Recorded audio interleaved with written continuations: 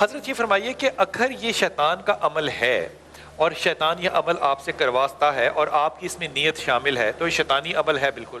اگر ایک شخص ہے وہ قرآن پڑھتا ہے تو کیا قرآن پڑھنے والے پہ یا اللہ کا ذکر کرنے والے پہ یا کلمہ پڑھنے والے پہ یا نماز پڑھنے والے پہ یا کمزور ترین بھی امت محمدی پہ یہ اثر شیطان کا ہو سکتا ہے؟ اعوذ باللہ من الشیطان الرجیم بسم اللہ الرحمن الرحیم اللہم صلی علی محمد وآلہ وصحبہ وبارک وسلم. بہت اچھا آپ نے سوال کیا. قرآن مجید میں اللہ تبارک و تعالیٰ ارشاد فرماتا ہے کہ سود خوروں کے بارے میں کہ یہ سود خور مفہوم عرض کرتا ہوں اللہ کے سامنے جب کھڑے ہوں گے نا تو پھر یہ اپنا قدم ہلا بھی نہیں سکیں گے. یہ ایسے ہو جائیں گے جیسے ان کو کسی جن نے یعنی کسی شیطان نے مس کر دیا ہو. تو پتہ چلا کہ شیاطین جب کسی انسان کو مس کر دیں ٹچ کر دیں تو وہ مخبوط الحواس ہو جاتا ہے, اس کے حواس معطل ہو جاتے ہیں.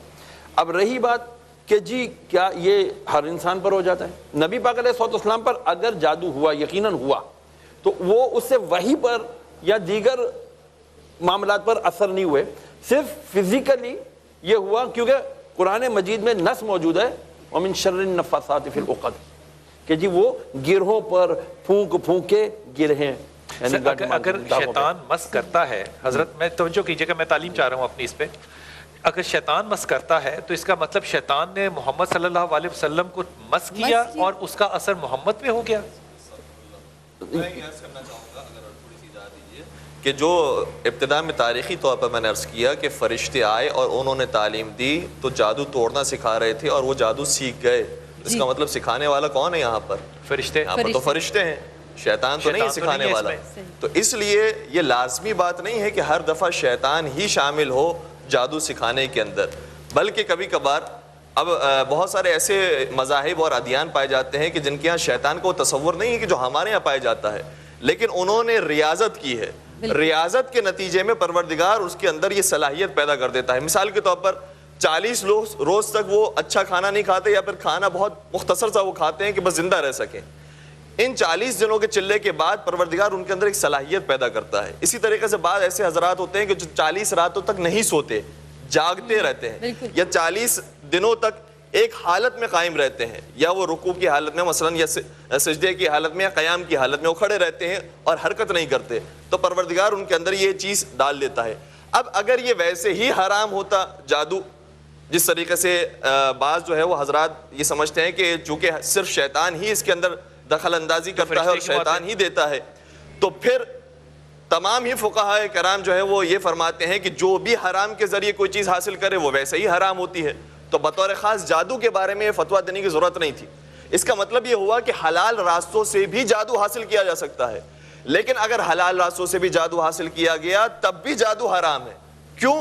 کیونکہ یہ میٹا فزک ہے اور آپ کسی کے ایسے معاملات کے اندر دخل اندازی کر رہے ہیں کہ جس کا تعلق فزکس سے نہیں ہے.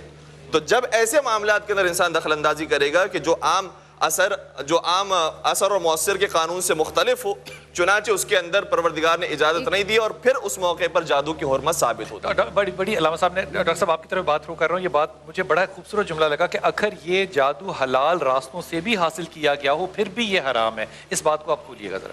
دیکھیں, دو چیزیں جو ہیں, بلکہ علامہ نے بڑی خوبصورت بات کی, دو چیزیں بڑی واضح ہیں. ابھی حضرت نے بات کی میرے خیال میں سورہ بقرہ کی 102 نمبر کا واقعہ بتا رہے تھے.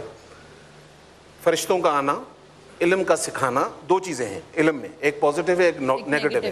یعنی کسی بھی چیز کو آپ پازیٹیو کے لیے استعمال کریں یا نیگیٹو کے لیے, یہ تو ایک حقیقت ہو گئی. اور سورہ بقرہ کی 102 نمبر آیت نہیں, سورہ اعراف کو کھول کر دیکھ لیں, سورہ طٰہٰ کو کھول کر دیکھ لیں. رسول کی یہ دعا ہے کہ اللہ مجھے خیر کا علم عطا کر, ظاہر شر کا علم بھی موجود ہے. تو یہ تو ایک حقیقت ہے, مطلب اس میں دوسری کوئی رائے نہیں ہے جادو کی حقیقت. یہاں تک کہ صحیح بخاری میں حدیث نمبر 2677 میں اللہ کے رسول صلی اللہ علیہ وسلم نے فرمایا کہ یہ جادو ہلاک کرنے والوں میں سے ایک علم ہے اور مسلمانوں کو اس سے بچنا چاہیے, اور گناہ کبیرہ میں سے گناہ بھی ہے.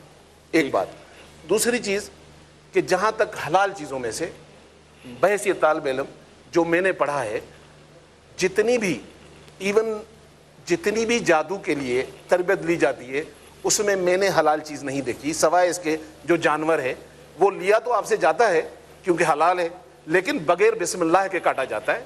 اس حد تک تو حلال ہم کہہ سکتے ہیں کہ جی جانور حلال استعمال کیا گیا، نہیں تو جتنی بھی اس میں چیزیں استعمال ہوئی ہیں، میں اس لیے نہیں کہوں گا کہ ناظرین کی طرف یہ علم نہ جائے، کیونکہ اس میں بہت ساری ایسی چیزیں ہیں جو ہمارے مذہب سے بھی تعلق رکھتی ہیں۔ تو کہنے کا مقصد یہ کہ اس میں تقریباً حرام چیزیں اس لیے ہیں کہ اللہ تعالیٰ نے کہا جادو کرنے والا یا کرانے والا دونوں جہنمی ہیں، تو جہنمی تو حلال چیز استعمال نہیں کر سکتے۔ ٹھیک ہوگی، ٹھیک ہوگی۔ ڈاکٹر صاحب آپ ایک توجہ میں آپ کی چاہتا ہوں، مثال کے طور پہ اگر میں کہوں کہ یہ کیمسٹری ہے، میری سمجھ میں آتی ہے کیمسٹری ہے، میں کہوں یہ میتھس ہے، میری سمجھ میں آتا ہے میتھس ہے، فزکس میری سمجھ میں آتی ہے، انگلش لٹریچر ہے، سافٹ ہے، میری سمجھ میں آتا ہے۔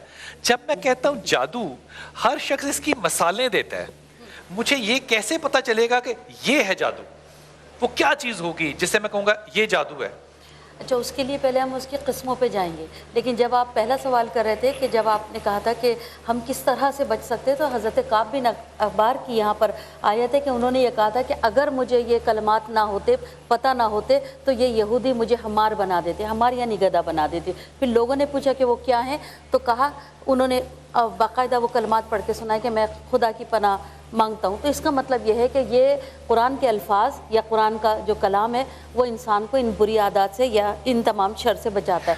اب بات یہ ہے کہ تین طرح کے جب آپ کہتے ہیں نا، آپ نے کہا کہ جادو ایک علم کی حیثیت ہے جو کہ سیکھا جاتا ہے، یہ وہی ہے لرننگ پروسیس جیسے کہ ہم دوسرے علم سیکھ رہے ہیں۔ اس میں تین چیزیں، اگر جو آپ جس کو سحر علوی کہیں گے کہ جو کوکب یا سیارگان سے حاصل ہوتا ہے، جس کے لیے حضرت ابراہیم علیہ السلام کے زمانے میں آپ کو وہاں پر مبعوث فرمایا گیا تھا۔ پھر دوسرا جو میں تو طالب علم ہوں، میں ان کی طرح سے پریکٹیکل اس چیز کو نہیں دیکھتی، لیکن میں نے جو پڑھا اس میں یہ ہے کہ پھر دوسرا جو ہے یہ والا وہ جس کو کہتے ہیں کہ ہم کالا جادو، ٹھیک ہے، وہ اس وقت جو ہے حضرت سلیمان علیہ السلام کو مبعوث فرمایا گیا تھا، اور وہ ارواح خبیثہ۔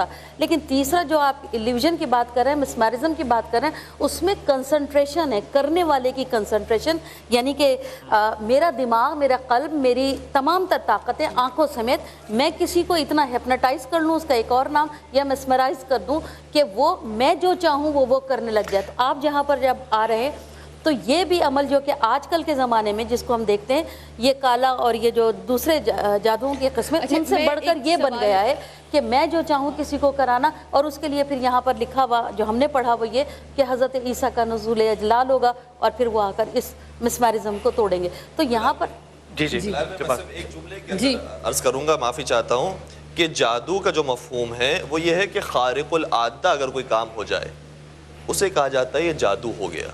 خارق العادہ سے مراد یہ ہے کہ جو عادت سے، لفظ بنایا نا سب کانٹیننٹ میں، قرآن تو اس کو نہیں استعمال کر رہا لفظ کو۔ ظاہر سی بات ہے کہ جب ہم اس کی مفہوم کو بیان کریں گے، اس کی تفسیر کو بیان کریں گے، تو اس کے معنی کو کھولنے کے لیے، بات کو سمجھانے کے لیے لفظ استعمال کرنا ہوگا کہ جادو کسے کہتے ہیں؟ وہ چیز کہ جو عادتاً نہیں ہو رہی، خارق العادہ ہے، عادت سے بڑھ کر فرع عادت اگر کوئی چیز ہو رہی ہے تو اسے کہا جائے گا یہ جادو ہے۔